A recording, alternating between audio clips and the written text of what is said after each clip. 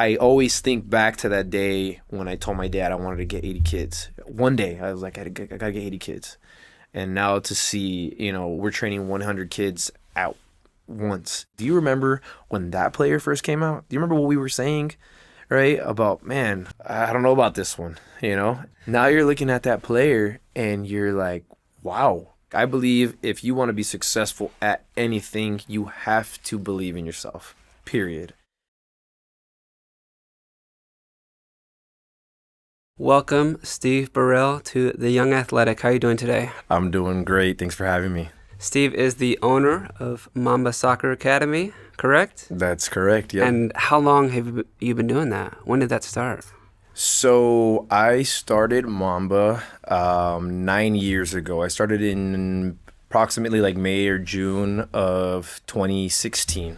Okay. I've been coaching for 17 years now, which is crazy, right? I'm 33 now. I'll be 34 this week, and happy birthday! So thank you. So on Halloween or when? On November 1st. November 1st. Okay. Yeah. So, I technically have been coaching now for half my life.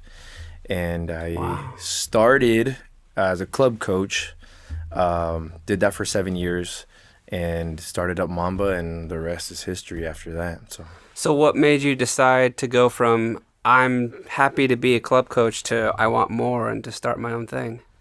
So it's interesting, I didn't have any plans to become a coach. I was really inspired by my last coach that I had growing up. He became my coach from the time that I was about 14 years old all the way through, the end of my youth career at 18 years old. Javier Figueroa, he's still around. He's coaching out in Oxnard United. His daughter's playing now. But great guy, great coach. And he had a heavy influence on my life and my coaching and all that. And I just remember that there was a coach of ours within the club. I was playing for Oxnard United, and one of our coaches was going out on vacation or something was going on. Mm-hmm. And, so he just says, hey, well, I need to find somebody to coach my girls while I'm gone. And so for whatever reason, picks me and says, hey, do you mind coaching these girls for a week or two while I'm gone? And at first I was like, well, Were you like 18 at this point? I was 17. You were 17, okay. I was 17. I was still in high school. And the girls were actually the same age as me, right? No way. Yeah. So I was like, this is going to be interesting, right? Yeah. So I was familiar with the girls. We were friends and whatnot. So it was an interesting first experience. But I took it really serious. Like I take most things, and so I took it really serious. I wanted to make sure that I did a good job of it. And I went out there and coached for a week or two. And there was like really good feedback from the girls. The girls enjoyed it. They liked it. And from then on, that same coach was like, hey, well, why don't you come coach at Santa Clara High School? And so I got a gig at Santa Clara High School for a year. I was coaching the JV girls there. Wow. And basically it was just in a holding pattern until they can get me a club team. And they eventually got me a club team of boys who were just amazing, like top tier talent, right? So I can't even take credit for that, you know what I mean? But it definitely got my my coaching career off on a good foot. That helped a lot. And they made it easy, they made it easy for me to look good. But they also, I learned a lot as, a young kid. Again, I was still 17 and trying to figure it all out. How old were those boys? They were all born in 2002 and 2003. So what are they now? Like 23, 24, something like that. At the time, they were 7 years old, 8 years old. Oh, so you had young kids? Yeah, they were young. Yeah. Okay. I started off with that team, and eventually they changed the age groups, right? Which apparently they're about to do again. Yeah. Right? And they changed the age groups. I got left with kids that were born in 2 different years. I was forced to either, leave the teams, pick a team, or create 2 teams, right? And I tried, attempted, failed to put together 2 teams. And I just said, you know what? I'm just gonna call it quits. I'm just not gonna do this anymore. I'm not gonna coach anymore. I got a little discouraged by dealing with some of the parents. Oh, yeah. Right, Especially when you're 17, 18. right. You know, That's a lot of pressure for a kid. exactly. Yeah. So again, I started Mamba when I was 24 years old. So you can imagine I'm coaching from when I'm 17 all the way up until I'm 24. And those are like prime years where, you're learning about yourself, everybody's out going to the university and learning about themselves, and they're out, having a great time. And then I was here like focused, dedicated to these boys and this team. I was basing all of my life decisions on this club team, right? That's kind of how coaching is. It gets you. Absolutely. Yeah. Yeah. And, I decided what university I was going to go to based on them. Everything was like, I got to stay local. I got to commit to this team. And I thought, I'm making all these sacrifices for these boys. I'm getting paid pennies to do it, And I'm thinking, why am I doing this when I'm getting all of this pressure and stress from the parents, right? And a lot of that had to do with the fact that the team was, I guess, what you would consider to be an elite team, right? It was a really good team. It was highly ranked, and with that comes high expectations. Yeah, right. Yeah, and for sure. So you lose a game, and all of a sudden it's like, well, what are you doing? What are you doing? Yeah. Why did you make that sub? Why did you do this? Why did you do that? And so I had all that pressure at a young age, and I struggled to deal with it a little bit. And so eventually, when everything didn't work out, I kept thinking to myself, well, why don't I just do personal training? Why don't I just do private training? I can do that, and I'll just make a little bit of extra money on the side and still get to do what I love to do. I get to be involved in soccer. I get to help kids get better and develop and grow. And luckily, a lot of those parents were big fans of mine, and they decided that they wanted to continue training with me. And so I started training them. I put a name on it. And from then on out, it just it started to grow little by little, Why Mamba? Why call it Mamba? Is it a Kobe thing? It's absolutely a Kobe thing. Yeah. I'm a big Kobe fan. I grew up, watching Shaq and Kobe play, and Yeah, the Kobe, three-peat. I watched all that, and Yeah. it was like core memories for me, right? And so Kobe holds a special place in my heart, and the whole Mamba mentality, that relentless, just sticking to the grind, and trusting the process, and all that stuff is just, it resonates heavily with me. Originally, actually, when I started, I called it Mamba Striker, and I was, young and dumb, thought to myself, well, I'm just going to train strikers and that's it, Yeah. Well, that ended really quickly, right? So everybody was like, well, why don't you train defenders or midfielders? And so eventually, we started to bring on every position. And, I changed it to Mamba Academy. And, I called it Mamba Striker at the beginning, and I thought, Mamba and that tenacious mentality, and, you got to be deadly with the ball, right? All this whole thing was, that was my thing. So that's why I kind of tailored it towards strikers. And then it just kind of evolved into what it ended up becoming thereafter. So you've always felt connected to that sort of commitment and relentlessness of Kobe and Mamba? Yeah, absolutely. I feel like that's something that it's just ingrained at me at this point, where everything I do, I'm thinking about that. I'm thinking about, just, the journey, the process, the grind, and how, regardless whether it's success or it's failure, the journey is the most important thing, and that's where you're molded, and that's where all the magic happens, right? And so this like never-ending relentless pursuit of perfection, and all that is just there's something to that, there's something to that. It's something that I teach the kids now. I preach it all the time, And Yeah, I mean, I think like who you become in the process is almost more important than the end result. absolutely, You right? know, Absolutely. and it's fun. It's fun to go through it. Uh-huh. I think as a player, you want you want the result, you want the end. But as a coach, I love being in the middle of it. You know. Exactly. Exactly. And I try to tell that to the kids, let's Yeah. try to get them to detach from that idea of failure or success, Yeah. right? It's about learning.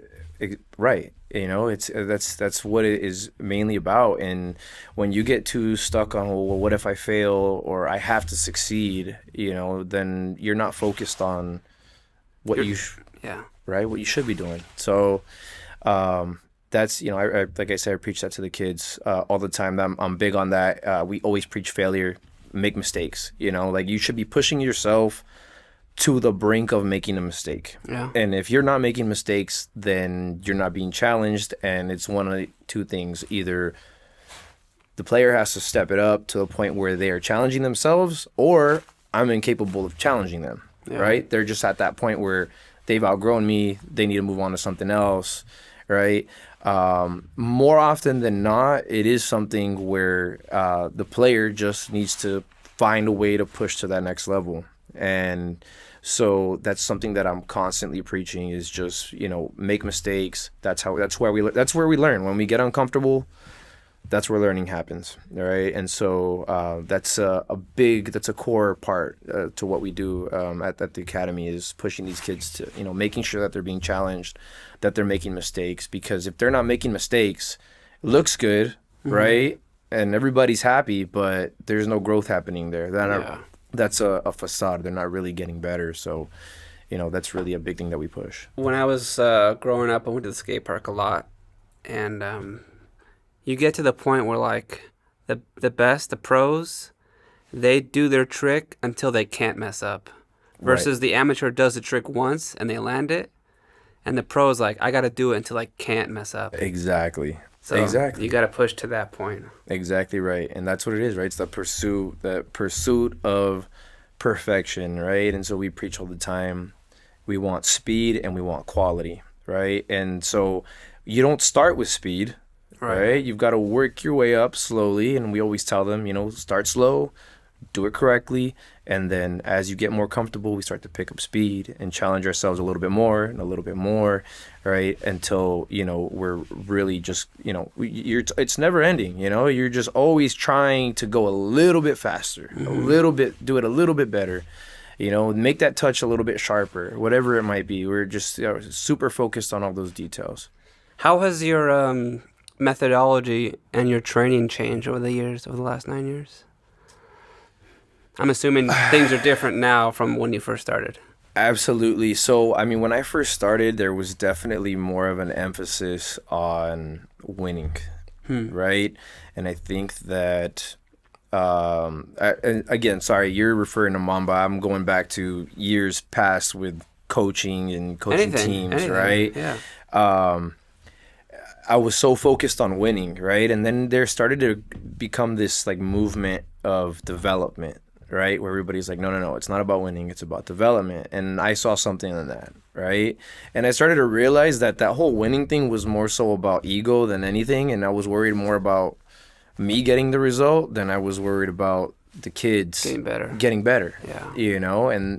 And unfortunately, that's a trap that a lot of people end up falling into, and it still happens today, right? All over the place. So I definitely shifted more toward development throughout that process of coaching club soccer. Did you do like different drills, different setups? Like, how did you do it differently? Yeah, I mean, in the beginning, I did a lot of I remember I would warm up, the kids would do like ladder work or things like that. And we'd be a lot more focused on, working on their quick feet or doing things without the ball sometimes. And now there's almost never a moment where the kids don't have a ball at their feet, right? And so while I do see that there's value in things like that and doing ladder work or conditioning and whatnot, I got the kids I get them for 1 hour. Yeah. And that hour flies by, right? And so we're trying to get as much work in as we can in that 1 hour. And the only way that I feel like we can make the most of that hour is to have a ball at their feet the whole time. And so everything we do from the warm up to the ball mastery to the shooting, we try to keep them as active as possible. Keep the lines short, keep these kids moving, and just the more reps that they can get, the better. How do you connect with the player that you have, that's having a difficult time at Mamba? Say they're not getting a skill. How do you sort of get them out of that funk or that rut that they're in?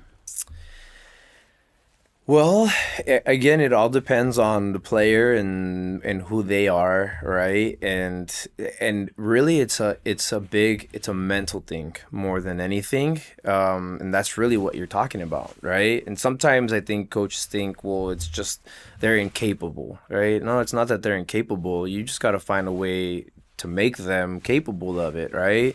And typically, it's something you've got to unlock mentally.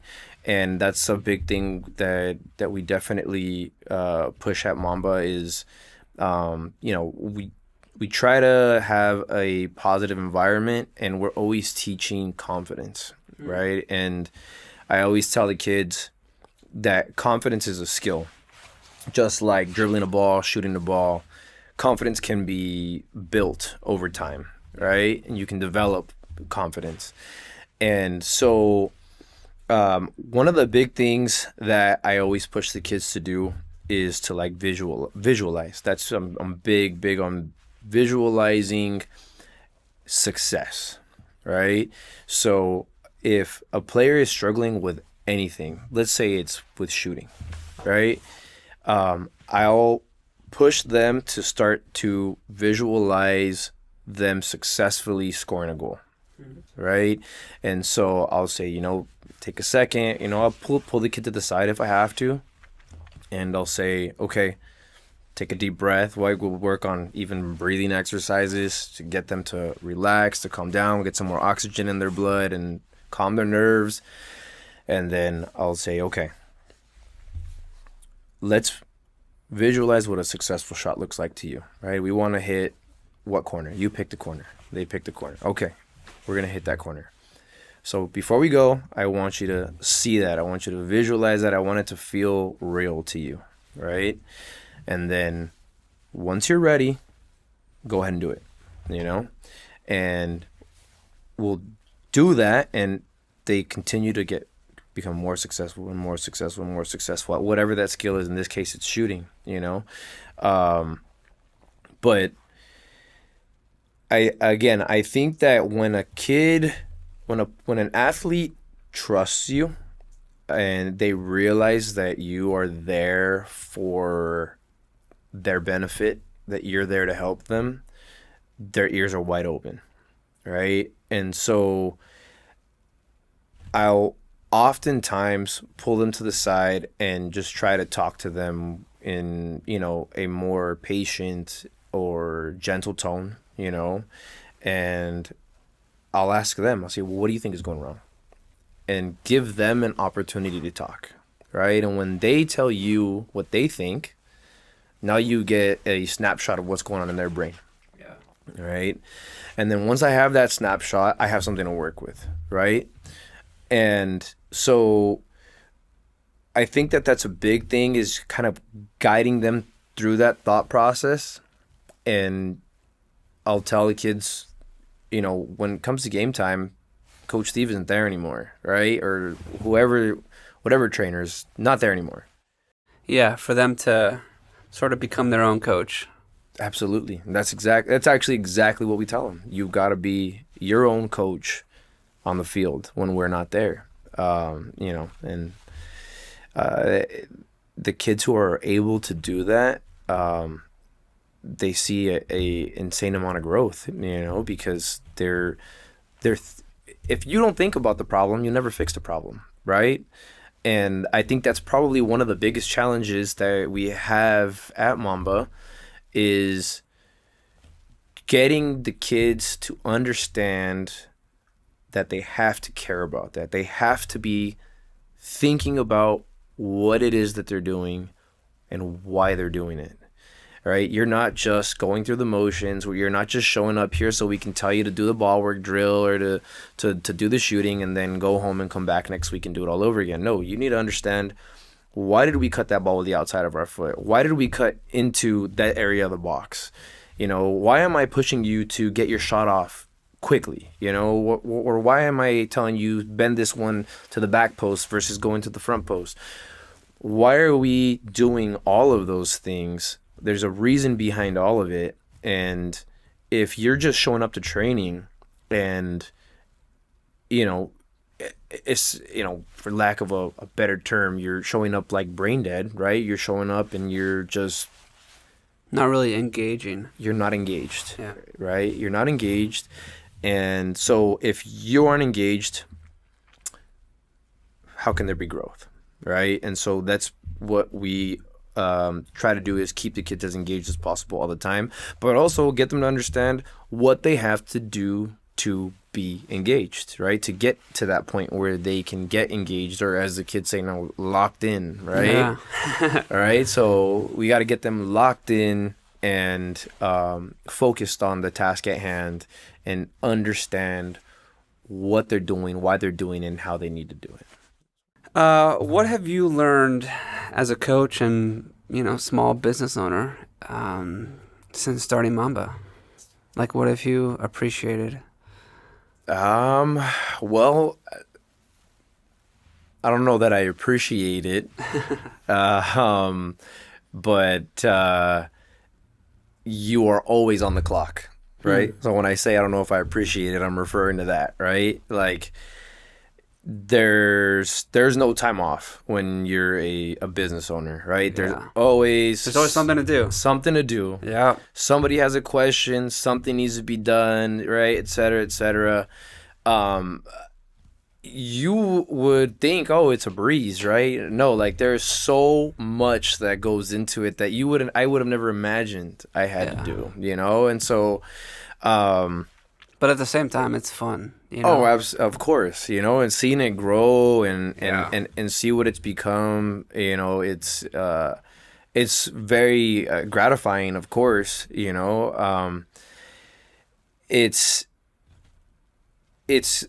a challenge. You're always trying to think of, what can you do better, right? How can we improve? How can we build on this? How can we offer a better product to, those people who obviously are longtime clients of ours who support our program, and anybody else who might be coming in the future. We got all these people who vouch for us and say, you guys got to go train at Mamba, and we all want to make sure that we're backing up their word, right? So that when they invite somebody out to train with us, they come out and they say, oh, so this is why you told us to come out here, right? And so I think holding that standard is challenging, right? Especially when you bring in more than one person, right? Now there's a group of 6 of us, right? And so you've got to make sure that everybody understands what that standard is and how to hold up to that standard.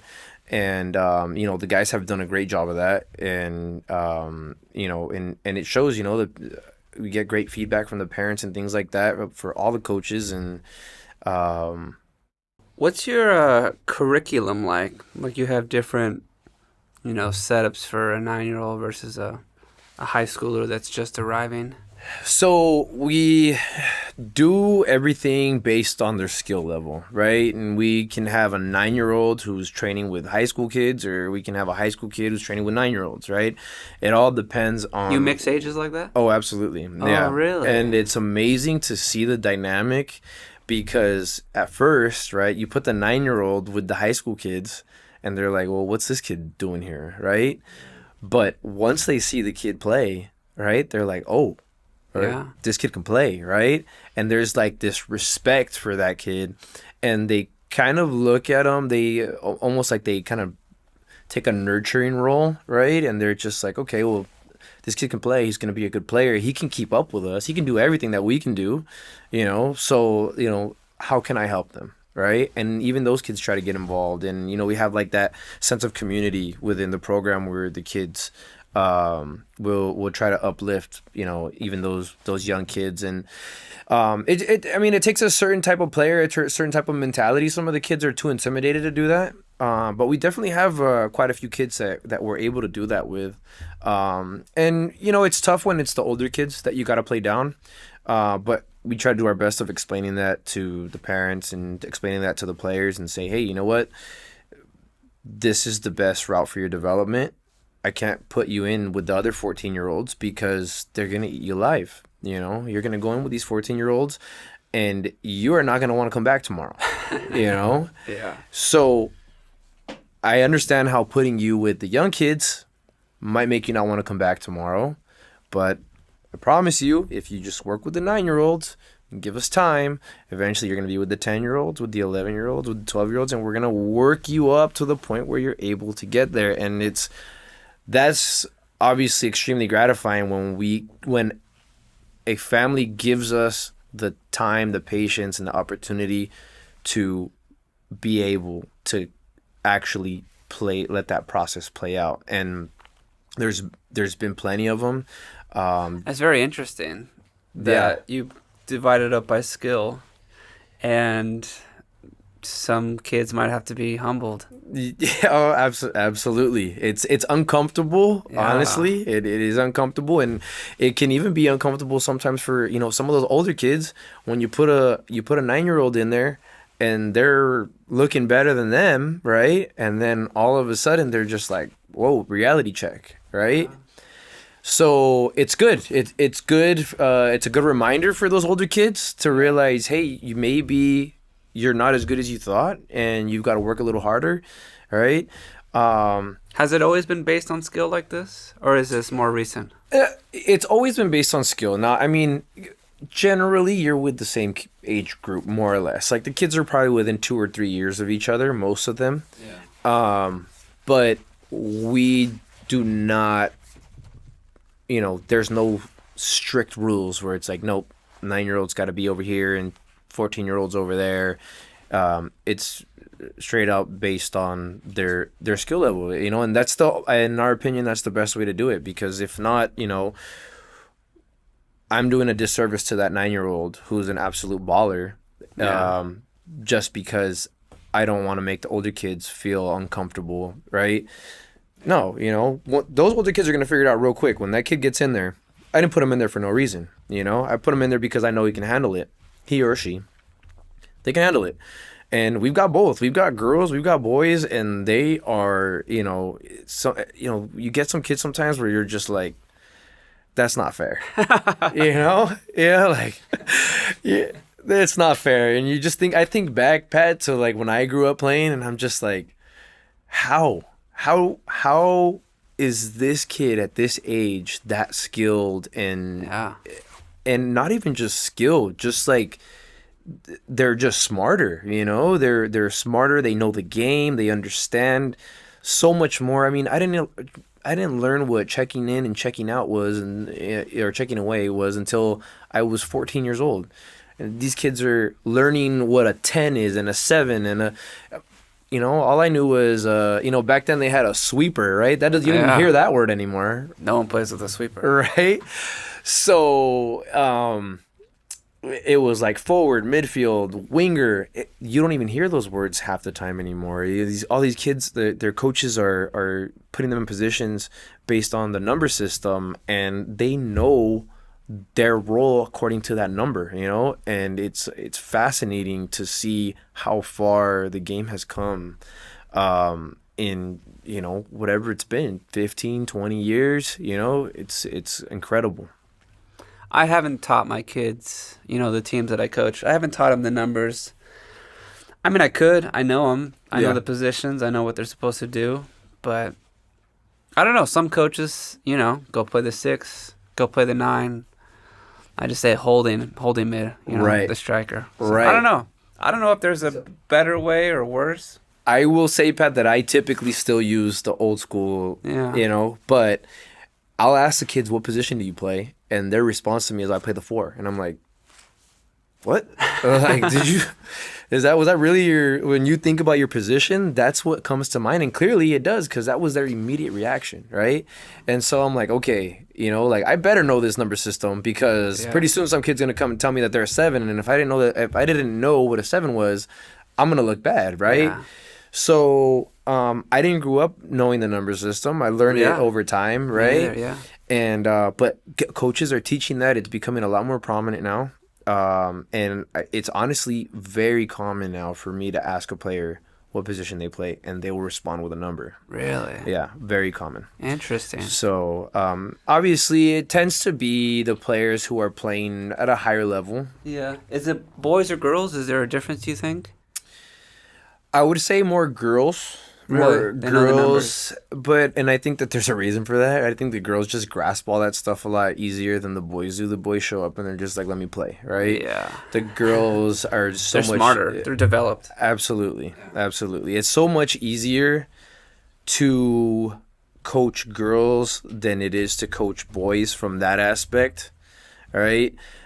Girls get a little bit more complicated when they get older, and you deal with, the different personalities, and I think girls allow for their emotions, their feelings, or the drama to kind of get in between them a little bit more, which for me is hard to deal with, right? When I was coaching the girls at Santa Clara, the JV team, was my first experience with that, and remember, that was early on. That's when I first started coaching. And, I struggled with that. I was like trying to get the girls to just like each other, you know, because if they didn't like each other, you don't have a team. They won't pass the ball to each other, right? She's like, oh, I'm not going to pass it to her because she said this about me, right? And with the guys, it's always kind of been, I don't care what you said. I might not like you, but if you're in front of the goal and pass me the ball, because I want to win, right? And so they kind of put that stuff to the side. And so in that aspect, the boys make things easier, because I think it's easier to manage the personalities when it comes to the boys. But if we're talking strictly about teaching the game of soccer, women are much, much easier to teach. They take in that information, and they're focused. They have more focus than the guys do, and the guys, I think, rely a little bit more. They have a little bit more of an ego, and they rely a little bit more on their physical abilities, right? Yeah. Whereas the girls are more focused on, okay, how do we play the right way, and so. Yeah, I mean, like, you can't get a guy to pass the ball, and you can't get a girl to dribble the ball. They're so different. It's so interesting. Yeah. There's so few guy passers that feel the inclination to pass. Right. And there are so few girls that feel the inclination to dribble. Absolutely. I battle with that all the time. There's one girl in particular that we train, absolute stud of a player, right? Like, she's gonna play D1. When she gets there, she's playing D1. But she's such a great player, refuses to dribble the ball. Like, refuses to attack, shoot, right? And she does from time to time, right? But we're trying to tap into the next version of her. Yeah. And that's really where we need to go. And it's a lot more challenging to do with a girl than it is to do with the guys. The guys, I kind of tell them, and I'll hype them up a little bit, and I'm like, we run a few exercises and they kill it, and I'm like, see, that's what I'm talking about, and then all of a sudden, they're like, oh, okay, they get all hyped up, their adrenaline starts running or whatever, their testosterone starts getting going, whatever it is, right? And then they're like, I like how that felt, let's do it again, right? With the girls, I think they're a lot more reserved. And again, I think that has to do with trying to balance all the personalities, right? I think that maybe some of the girls are intimidated by, well, what if the rest of the girls think that I'm a ball hog, or that I'm not passing the ball, or and that's always a challenge. That's a challenge in general, because, right, you, Pat, as a club coach or any club coach, typically, again, your focus is on the team game, how to play as a team, connecting passes, right? and it's a lot more focused on selflessness, right? Whereas what we're doing out there, it's all focused on the individual player and developing them as an individual, and so it's a lot more selfish, right? And so we're pushing them all the time to stop being so selfless, right? Be a little bit more aggressive. And I'll tell kids all the time, anybody can pass a soccer ball. I can teach anybody to pass a soccer ball. Everybody will eventually figure it out. Everybody who's playing at the highest level, they can all pass a soccer ball, right? What do you have to offer outside of that, right? Is it, do you have a certain type of vision, or is it your skill work, right? Are you just really physical and, a force?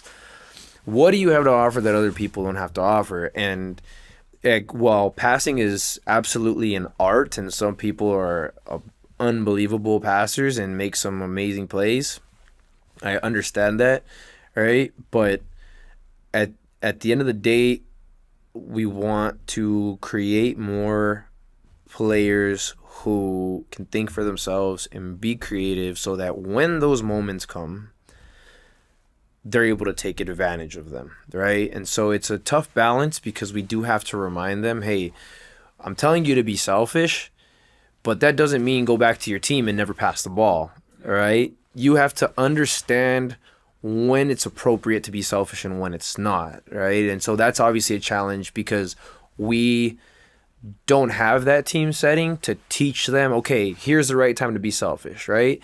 And so it's kind of a thing where you've got to rely on the club coach now to, manage that.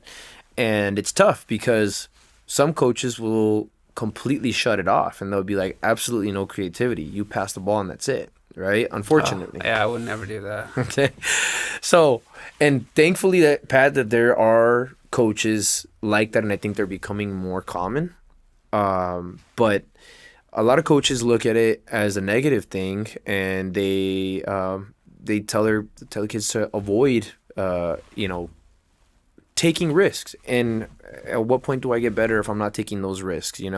There has to be calculated risks. You have to be able to, take those risks, take those opportunities, and learn from them. They're not going to be successful every time. Yeah. Especially when you start. Right? And, and who knows what you're going to get from that. You've got to get everybody to buy into that, right? Because, and then when I say everybody, I mean the players. You got to get the parents to buy into that. Because if you're pushing a player to take a risk and they're failing, right, some people will probably take issue with it. They'll say, well, why do you keep telling them to do that? And if it's not working, well, they've got to understand that this, again, it's a process, it's a grind. We have to take these opportunities. We have to fail. Failure is essential to growth, right? And I think that every coach has to nurture that mentality. That's how I would do it. Absolutely. If I went back and I coached club teams, it would be all about, take those risks, fail, do it again, and anybody who isn't on board with that, they don't have to stick around, and I think that it's very important to get in, create an environment where everybody is on the same page and they all understand what direction we're going in.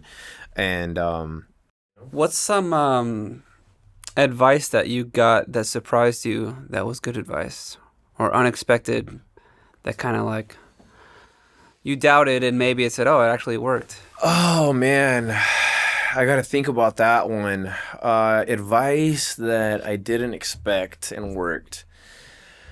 Like you remember, as I remember, just like certain random things in my life, right, for no particular reason. Right. Like, what's something that's changed your process that was just sort of random? I mean, there's nothing that sticks out to me. It's probably gonna come to me later, and I'll be like, "Damn, that's the one," right? But I can't think of anything off the top of my head that is just like sticking out to me as a piece of advice. I know I can tell you this. Um, I remember getting criticism. So it wasn't positive, but I was getting criticism, or I should just say I was hearing criticism, right? From, word gets around, right? Gets back to me. And, people saying, well, and this is I guess one of the challenges we face, right? Is people saying, well, that's not realistic. Well, why do you do all that ball work? Like, you're not going to do that in a game, right? And that's like a big one, right? They'll see our ball work or the stuff that we post on Instagram, right? And people think that what we put on Instagram, like that's all we do, right? Obviously, you put stuff on Instagram, you try to put the highlights you do or things like that, stuff that you think will be entertaining to people, right? Yeah. But a lot of the stuff that we do there might not even go up on Instagram, but people take it for what it is. They see stuff on Instagram and then they come back with their opinion, and it's, well, they do all that fancy smancy stuff and that's useless, right? Well, It's about getting comfortable with the ball. That's why you do all those things. There's so much to it, right? And so what it challenged me to do, Pat, was to ask myself a little bit more in depth why it is that we do that, right? So, I mean, we do it. I have my basic principles or reasons for doing it, right? But then I started to ask myself, okay, well, why do these people feel so strongly about what we do and how they think it's, not productive at all, right? And so I started to think, well, what we do, I believe I am huge on confidence, right? Like, I believe if you want to be successful at anything, you have to believe in yourself, period. And for me, that's at the top of the totem pole. And that's the first thing that we try to teach kids when they come in is to be confident, right? I talked about it earlier. And so if their belief isn't there, we're not going to be successful. So in order to get more confident with the ball, I need to touch it more. The more I touch the ball, the more touches I get, the more comfortable I get with it. And it's been absolutely amazing, the growth that we've seen with the kids, just from, just constantly, there's touches that they wouldn't get otherwise, right? They're not getting those touches at their club practice because the ball has to move around, right? And they're coming to train with us, and we try to keep the line short where it's maybe one or two kids in line, and they're just constantly working and touching the ball. And so they're constantly touching this ball. You have no choice but to get better. You're going to get better. You're going to get more confident. And the other thing that I think is overlooked and a lot of coaches don't think about is balance. And to me, balance is extremely important in any sport, right? If I can balance well, I can do a lot of things much better. Now, when I have to do all of these things with the ball that where I'm pushing my body to do things that I guess maybe the human body probably wasn't meant to do, an L turn or a Cruyff turn or a step over. We're doing movements that are more than just walking and running, right? And so it challenges your balance, and it really gets you to learn how to adjust your body to maintain balance in all these weird wonky positions, right? And so it allows you to keep your balance, stay on your feet, right? And I think a lot of people overlook that balance aspect of it. I preach to the kids all the time that balance is the key to accuracy. When we're talking about passing, shooting, they'll hear me talking about balance. They're probably sick of me talking about balance, okay? If I'm not balanced and I don't have complete control of my body when I'm playing a pass or when I'm taking a shot, likelihood is that it's not going to be accurate, or not as accurate as it can be.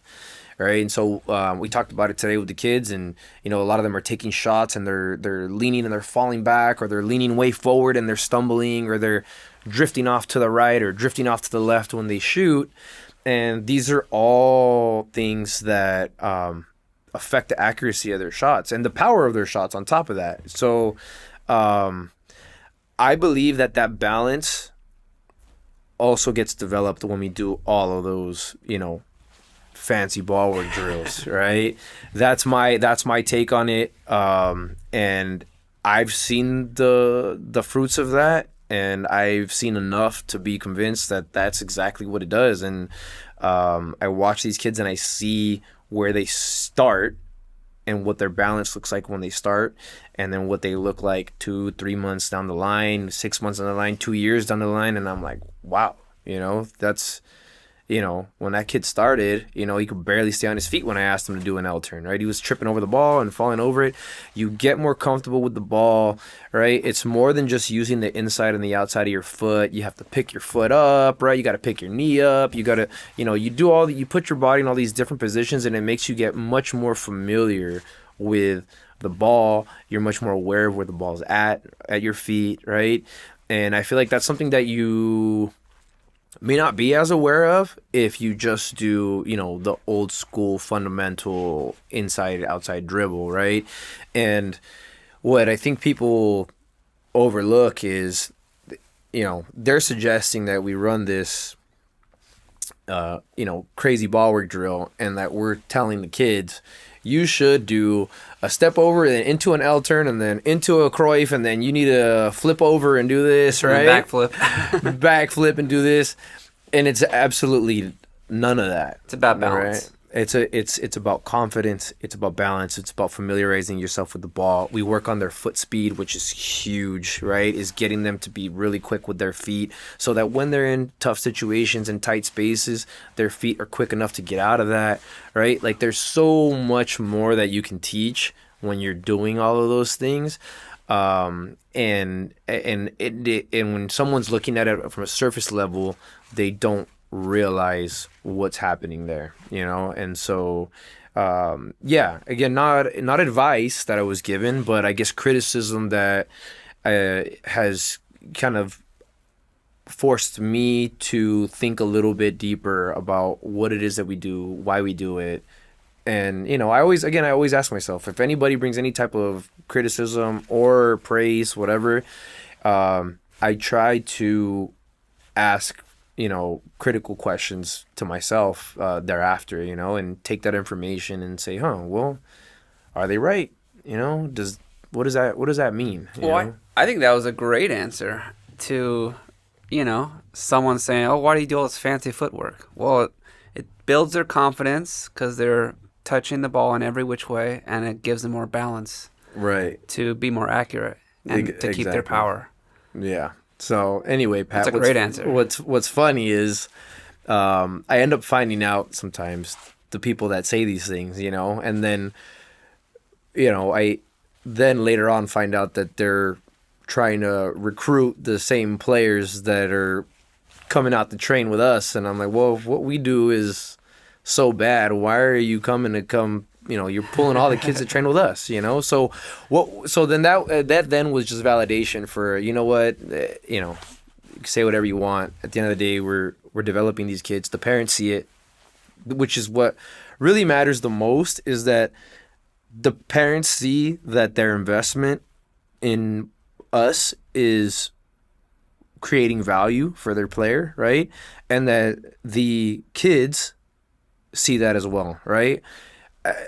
Nothing more gratifying, Pat, than seeing a kid come out who is raw as can possibly be, and they come out consistently with us, and a year, 2 years later, you're looking at that kid and you're like, whoa, do you remember? The trainers, all of us will be like, do you remember when that player first came out? Do you remember what we were saying, right? About, man, I don't know about this one, and then now you're looking at that player and you're like, wow, you're using that player as an example for the other kids, and you're like, look at them, look what they're doing. You see how they're doing it? That's how you're supposed to do it, right?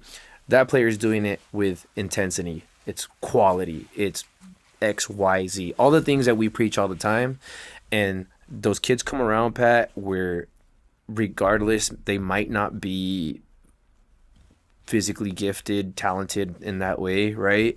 But they come out, they're sponges, they're coachable, they learn, they want to learn. They take in everything that we say, they apply it, and when you see what comes of that, it's amazing, right? And so that just goes to show you, though, at the end of the day, that we as trainers are nothing more than teachers, right? That's what we do. We teach, we provide knowledge, right? It's up to each individual kid to do what they want to do with that, right? Because we've got kids that come out who are absolute studs where you're like, wow, this kid is an absolute baller, but you cannot coach them, right? They're just like, I'm just here to kick the ball at the goal, right?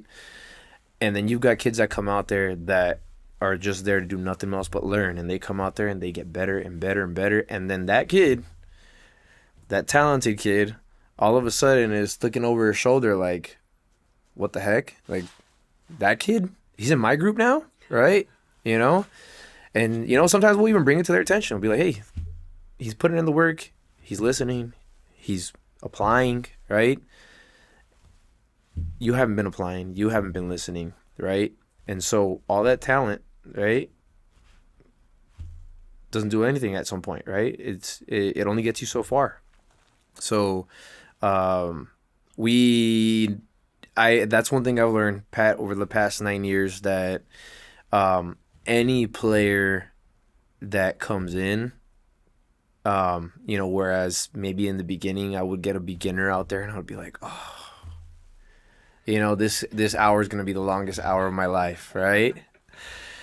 I get those beginners out there, and as long as they're willing to learn, they're going to listen to me, they're going to learn, they're going to apply. I'm as excited as ever to train that kid, because I know that is going to be the best, we'll call it a billboard, for our program. If this kid comes in here, never touched the soccer ball before, and I can get them to the point where they can play on a club team, or they can play on that high school team, or, you know, somebody comes out here and sees them again, they're going to be like, wow, do you remember what that kid looked like a few years ago? That's like, you know.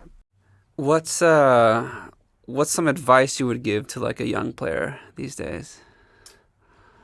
Obviously, you're just talking about how being coachable and having the right mentality is so important. Yeah. What other advice would you give young players? Fake it till you make it. All right. Now, I know that sounds funny, right? But what I mean by that is, I'll preach to the kids all the time. If you want to be a professional, you've got to act like a professional, train like a professional, eat like a professional, dress like a professional. You do whatever a professional does, you do it. Okay? If you live your life as a professional lives their life, to me, it's almost inevitable that you're going to get to that point, right? If you're being honest about it, you're really training like a professional, acting like a professional, eating like a professional, you're doing all of those things over the course of years, it's going to be really hard to keep that kid from not playing professional soccer. I truly, strongly believe that. Now, the percentage of kids that would actually be capable of carrying that out is very, very small, right? And that's why it's such a slim chance to make it pro, right? And so if that's what we're doing, if we're giving advice to these kids to, you know, be as successful as they can in soccer, it would be that. It would be fake it till you make it, you know. And when I say that, I'm saying fake it, but I mean, you know, your only reason you're faking it is because you're not a professional yet, right? So if you want to be a professional, act like a professional, train like a professional, etc., etc. And if you could do that, you know, there's no reason why you can't get to that point. I wish somebody would have told me that back then. I wish that there was a program like ours back then. You know, there was nothing like it. You know, it was maybe one or two random guys around that I didn't even know who they were. You know, I wouldn't even know how to find them. You know, my parents would have never gone for that. You know, they would have been like, extra training, like you train twice a week already. I take you to games on the weekend.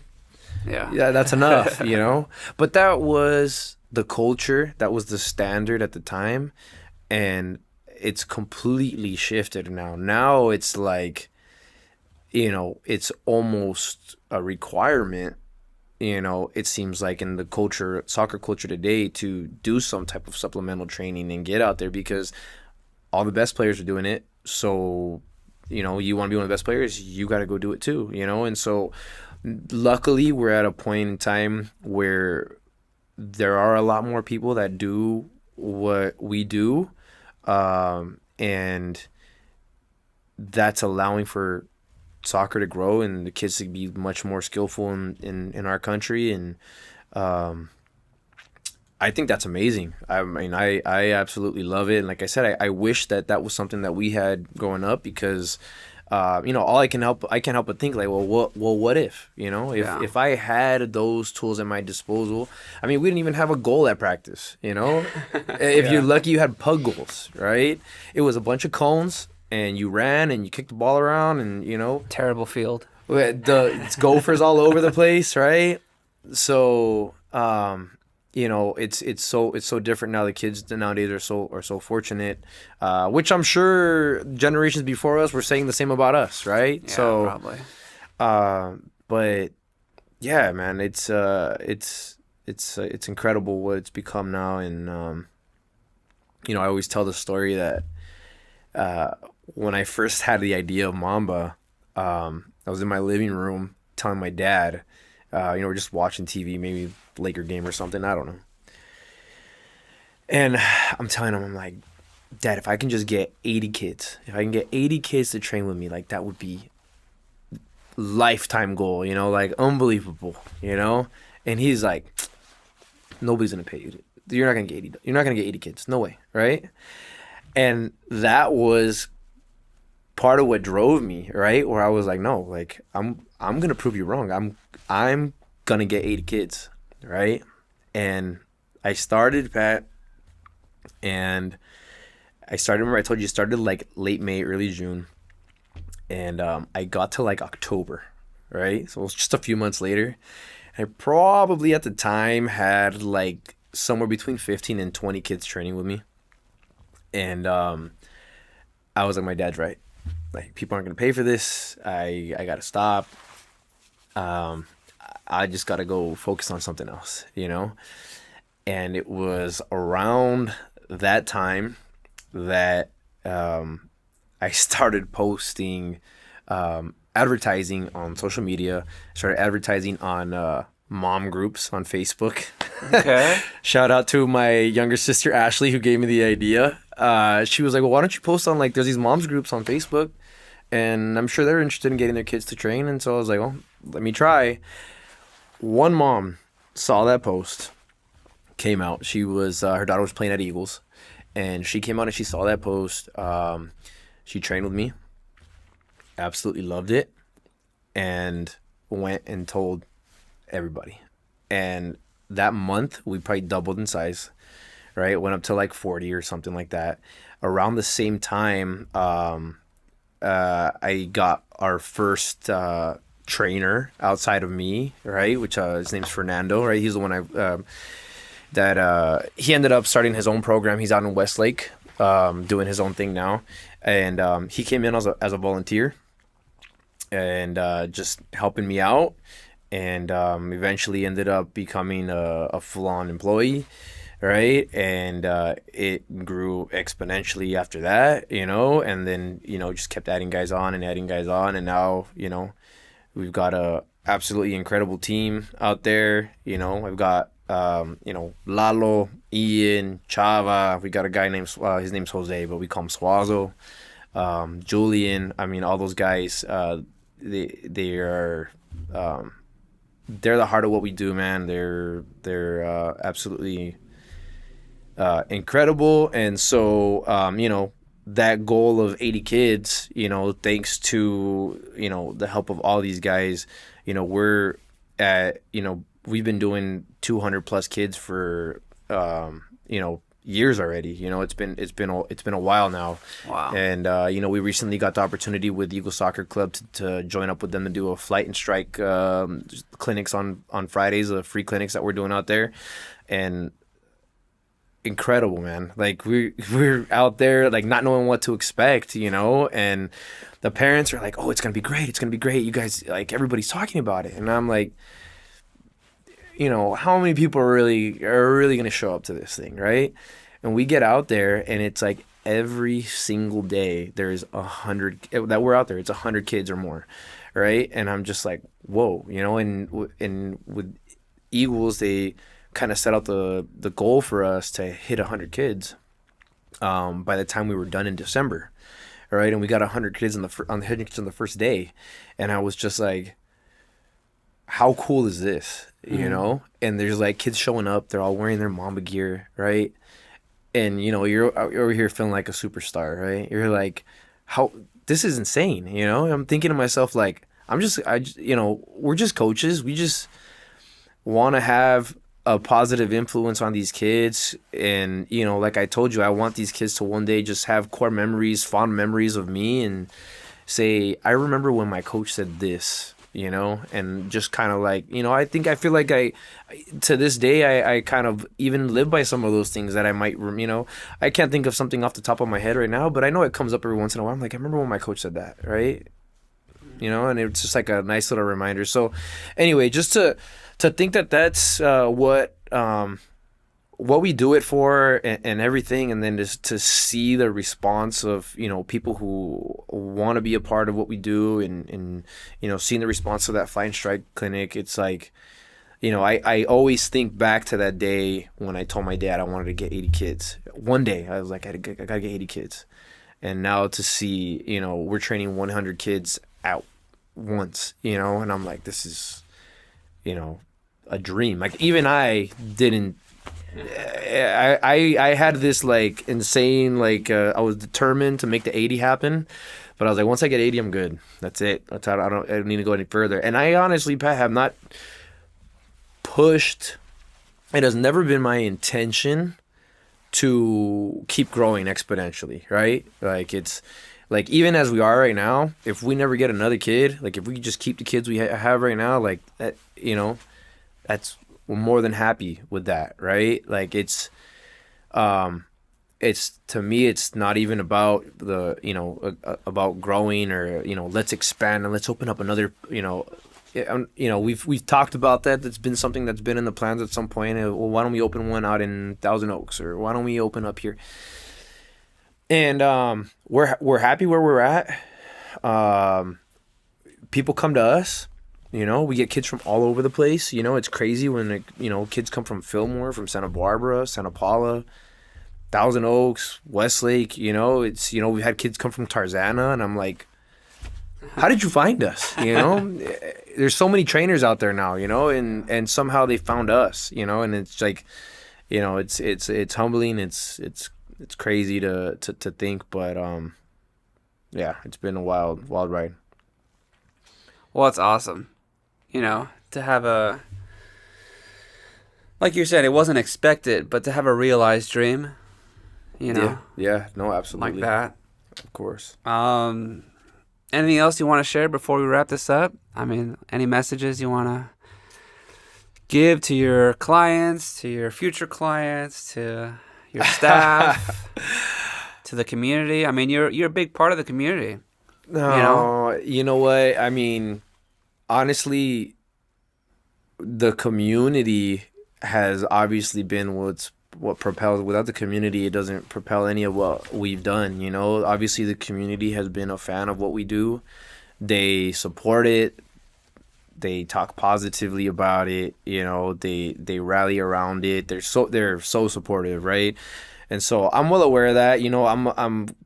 I obviously grew up in the Oxnard soccer community, which I admired, I loved. I had a pleasant experience, and so I've always kind of wanted to give back, and that's the reason why we're still in. That's why I started in Oxnard. That's why we're still in Oxnard. I have always coached in Oxnard. I never left to another club outside of the city.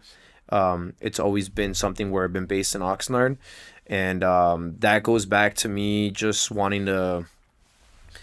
Feeling like I need to give back to, the future generations, or, and again, improving. Like, I just think to myself, the fact that we are in Oxnard and all of these young kids that are coming up, I think of myself when I was growing up. Like, if there was a program like ours, I would have been like Mom, Dad, like take me there. I want to train more. They're shooting at the goals. They're doing all this ball work. They're really trying to take things to the next level. I always wanted more, right? But there was never that option. And so the fact that we've built it, and we built it in Oxnard, on top of the fact that it's we've obviously tried to maintain reasonable prices and keep it affordable for as many kids as we can. That's definitely something that's always in mind. The fact that we've been able to grow it to what it's grown into and do it in our city and everything is like I said, it's a dream come true. It was never expected. And I just hope that we continue to make all of Ventura County proud, and keep providing great quality training for all the kids that are out here, and hopefully make the coaches' lives easier and all that. So I'm grateful that you invited me out to this podcast, and I was like, what? Like, how does he even know who we are? I honestly, it's crazy that I honestly still think that way, Pat. It's like, people will, the Eagles thing was crazy to me, and now you calling me up for a interview, and I'm like, never did I think I would be on a podcast. Somebody wants to know about our story, so it's really cool. It's really cool. I thank you for inviting me. It's been a pleasure. So, Well, thank you. I've been speaking with Stephen Borel of Mamba Academy, the one and only. Check him out. Thanks for coming on. Thank you.